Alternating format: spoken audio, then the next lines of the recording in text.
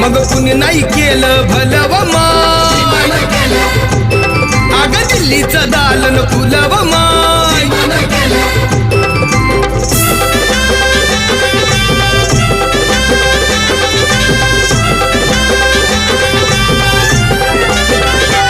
तुमच्या पोरानं शाळेत शिकावं आशाला जारीला मुकावं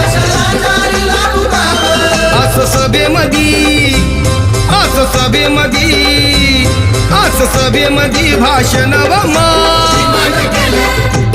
मग कुणी नाही केलं भलं